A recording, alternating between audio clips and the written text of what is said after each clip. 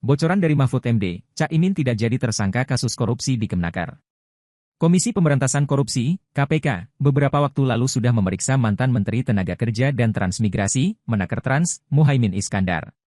KPK kala itu memeriksa Cak Imin, Sapan Muhaimin, sebagai saksi dugaan korupsi pengadaan Sistem Proteksi Tenaga Kerja Indonesia, TKI, di Kemenaker Trans tahun 2012. Sementara status hukum Cak Imin dalam kasus dugaan korupsi itu sampai kini masih berstatus saksi.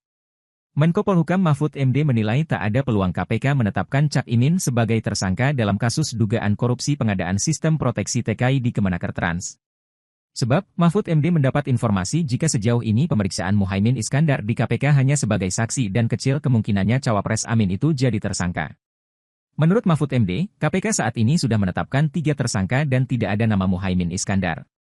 Sepengetahuan saya dan hasil nguping saya juga ke KPK, Cak Imin selama ini hanya menjadi saksi. Dan menurut logika saya, kayaknya sih enggak mungkin menjadi tersangka, ujar Mahfud saat ditemui di Gedung Mahkamah Konstitusi, Jakarta Pusat, Selasa, 3 Oktober 2023. Atas dasar hal itu, Mahfud MD yakin jika Cak Imin tak akan jadi tersangka. Pasalnya kata dia, apabila Cak Imin betul-betul terlibat, KPK seharusnya sudah menetapkan Ketua PKB itu sebagai tersangka sejak dulu. Masa tersangka baru, ada susulan. Mestinya kalau pimpinan tertinggi, itu kan tersangka duluan. Dalam logika saya itu, ujarnya. Mahfud MD sendiri memastikan posisi pemerintah tidak ikut campur mengenai proses penegakan hukum yang dilakukan KPK.